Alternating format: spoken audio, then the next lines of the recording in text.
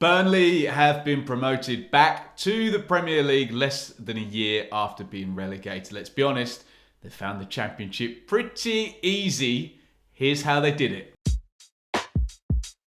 So Burnley found themselves in the second tier this season, having had a very impressive Premier League run, 6 consecutive seasons there under Shaun Dyche. They consistently overperformed one of the smaller Premier League budgets under Dyche, finishing as high as 7th in 2018. Tactically, Dyche was fairly pragmatic. The football was fairly low risk, but that shouldn't detract from the fact he did an absolutely superb job over nearly a decade at Turf Moor. But Dyche was fired just before the end of last season, and with the job open at Turf Moor in pre-season, ex-Manchester City legend Vincent Kompany was chosen as a replacement. In summer, Burnley cashed in on the Premier League legacy built by Shaun Dyche and sold Collins, Cornet, McNeil, Pope, etc. to allow Kompany, who'd been working at Anderlecht, to go back to Belgium on a shopping spree. In came Benson, Zaroury, Vitinho and Bastien, all from the Belgian league. Muric from former club Man City, Twine and McNally also from League One. Some very good loan deals were done too, as ever with top championship sides. The likes of Harwood Bellis, Bayer, Teller and Martson were all about to make a big impact. These type of hard resets at clubs come with quite a big risk, especially with such an established hierarchy there. So look, it was very hard to say how this was going to pan out. We all got our first clue on Sky TV on the opening Friday of the season. Burnley went to Huddersfield.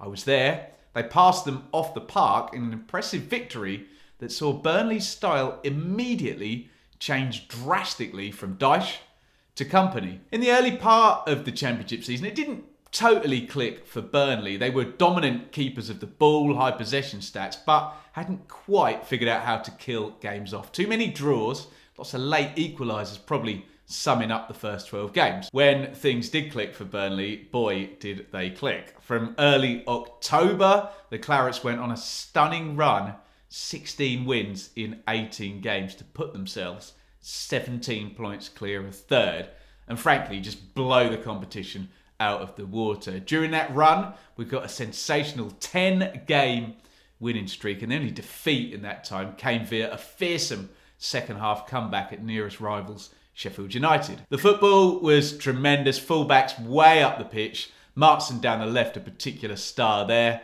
Lovely rotation in central midfield. Cullen, Brownhill, Cork, etc. Great outputs from the inside forwards. Zaroury and Teller in particular. Just lovely, smooth passing and control of the game right the way through the pitch. Even when that 10-game winning streak ended, Burnley still piled the points on and didn't lose very often. That automatic promotion cushion has been a sizable one, going back as far as Christmas. With promotion confirmed now, the only real question is how many points will Burnley accumulate?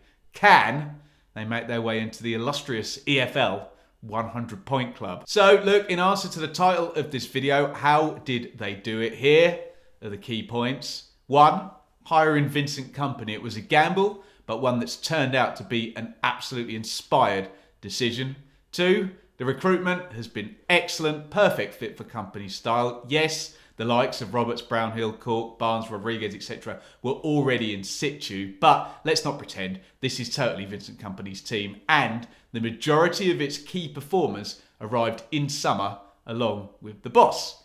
3, the football has just been really good, hasn't it? It's all well and good having this passing ideal in the EFL, but to coach it so effectively and so quickly is a feather in Kompany's cap, and something we've seen plenty of others try and fail to do. Here it comes. Obviously, whenever a freshly relegated team goes up, the question of financial inequality comes up. As a neutral, I find it quite tricky to try and foster a balanced kind of adult conversation about this, free from fan bias towards whichever team the person I'm talking to supports. I'll try and address the two binary extreme points of view, and hopefully people can kind of get in the middle and see the wood for the trees. To the jealous opposition fans saying money is the only factor in Burnley's success, come on, don't be silly. Yes, Burnley have had access to a lovely big budget this season, but to put their success purely down to that feels fairly reductive, doesn't it? Obviously, it's a big help, but it's no guarantee. And strategically on and off the pitch, they have absolutely nailed it. We know the gap between having parachute payments and not having parachute payments needs to be closed, but that is a Premier League EFL issue, not a Burnley issue. To the defensive Burnley fans suggesting that none of this is down to money, again, come on, don't be silly. Yes, we all know that high value players to sell and parachute payments have been earned from an excellent Premier League run. Yes, those resources have also been utilised very well, but at least try and spare a thought for the clubs that compete at the same level, who are frankly in a completely different universe in terms of salary, available transfer spend and their FFP position. Again, that is a Premier League to EFL issue, not a Burnley issue. So that's how Burnley have bounced back. Congratulations to all the Burnley supporters. It's been short and sweet, but thank you for joining me here on the channel this season. They've got promoted so early in the campaign that it's hard for me to address yet where Kompany's Burnley are going to lie in the pantheon of recently promoted clubs. That's probably another video for another day. But whether they're in the conversation for one of the best championship teams, it's undeniable, in my opinion, that this is one of the best club resets we've seen in the EFL. Let me know your take in the comments, and what do you think Burnley need to do to make a go of it up there in the Premier League? In the meantime, and with the benefit of perfect hindsight, you can click up here to see what I said about Burnley's potential this season in my pre-season 1 to 24 predictions. All that remains for me to say is congratulations to the Burnley fans and a big well done to Vincent Kompany.